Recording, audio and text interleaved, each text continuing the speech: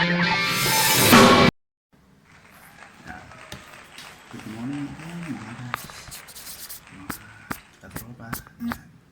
Pakita ko sa inyo ngayon paano butas ng tiles. Ito natin nakakabit. Actually nabutasan ko na siya. Na-try ko na yung bit na ginamit natin. So first of all, of course, kailangan natin ng drill, power drill. Tapos dapat naka-switch siya sa hammer. Okay? Then ito yung drill bit na kailangan natin gamitin.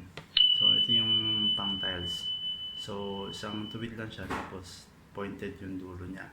Dahil pag yung ginamit natin yung normal na mga bit pang concrete, magi-slip siya, madudulas siya. So ito yung tamang gamitin na drill bit sa panimula. Okay?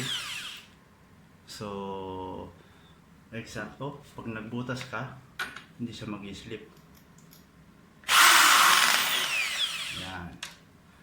Try natin isang beses. Sa gitna. Yan. So, pointed na siya. Pag nagkaroon ka na ng mark na ganyan, pwede ka nang gumamit ng ganitong bit. So, pang concrete, pwede na siya. So, ayan, mga guys. Share ko lang sa inyo para kung sakaling magbutas kayo or may mga kinukumpuni kayo, may gusto kayong ilagay, tapos ang mga walls ay tiles or pwede sa floor, ito yung dapat natin gamitin panimula sa mga beginners katulad ko. Yan. Yan guys. Gandang hapon. So yan, nakabili tayo ng gagamitin natin para sa pagkakabit ng faucet, water system. Ito yung tox. Kailangan natin. Alright. Tapos yung binili natin na female, sana mag-fit siya doon sa ating sa ating bulb. Sana mag-fit. Tapos yung faucet, ito yan yung ikakabit natin sa wall.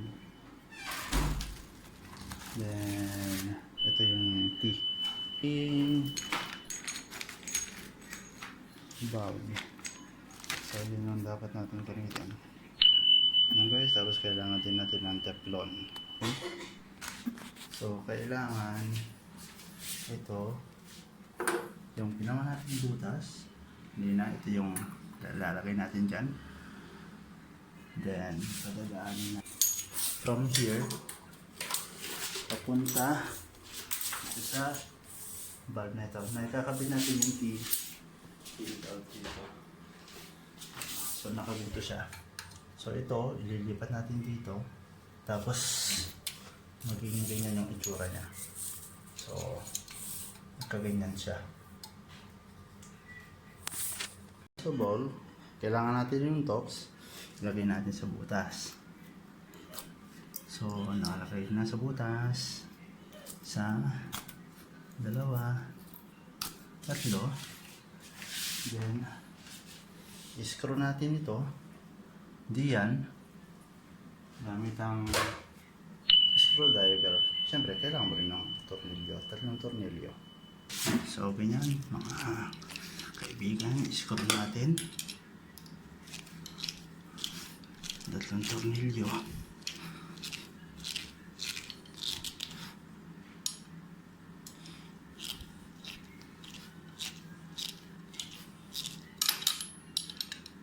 Minanual na lang natin kasi kapag yung dalawang ginamit natin baka ma-lost thread yung tornilyo. So kailangan tibayan, mahigpit dapat kasi para maiwasan na hindi siya matanggal. So fix na po.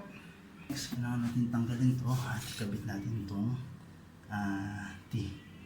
tiba. So gamit tayo ng vice grip para mas mahigpit siya, although kailangan dyan ng ibang tools para mabuksan. And ito na yung kakabit natin. Yan. So, ito yung mapupunta rito. Pero, lagyan na muna natin ng Teflon para hindi tumagas yung tubig. Mas mahigpit siya kapag meron siyang Teflon. So, ayan. Ito yung female adapter na kinuha natin. So, ayan yung ilalagay muna natin dito. Sana naman mag-fit siya. So, nag-fit siya. Thank you, Lord. So, yan na yung pinaka-ano niya. Pinakasagad niya. And, yung ating tea, kabit din natin dito. So, yan. And, kabit na natin. Then, isunod natin yung pipe. Yan. So, ito na. Kinakabit na natin yung pipe para sa bowl. Then, itong kabila naman, para dito. So, ayan, nakikabit na natin yung pipe dito. So, next natin, dito na natin nakakabit. So, ganyan yung kanyang itsura. Yan. Ayan, so nakabit na natin yung pipe sa bowl. Tapos, yung dito, sa pipe papunta rito sa kinabit natin sa wall. So, ayan, next step. Ayan, so nakikabit na natin siya. Next natin yung kakabit, yung faucet. So, madali na yan.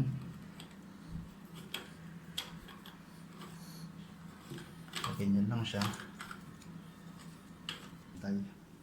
Next, tanggalin natin ito. Then, kung meron kayong hose, yung normal na hose, pwede mo yung isusok na lang dito. Pero kung ang washing machine nyo is ganito, meron siyang sariling pipe na ganito yung dulo. Kailangan magtanggalin ito. So, ito yung close or open. Testingin natin, open natin yung valve para malaman natin. So, in-open siya sa labas. So, ito yung close niya. Pag in-open mo siya, yan. Pero tumatagas dito, so meaning kailangan lagyan pa natin ng Teflon. So, yan guys, nakakabit na siya. Try natin yung tubig. Okay siya. Para sa washing machine, yan. So, kabit natin siya sa dulo. Then, dito tayo sa cold water.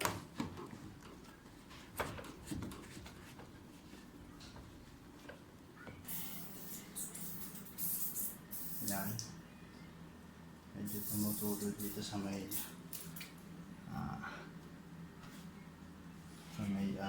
nagusan, pero siguro kailangan natin lagyan ng goma. So, lagyan natin ng goma. So hindi na siya tumatagas. So, start natin yung washing machine. Lagyan natin sa wash. Okay. Normal. Kunti lang naman yung labada. So, hanggang 4 lang siguro siya. Then, start natin. Nalabas yung tubig dito. So, play.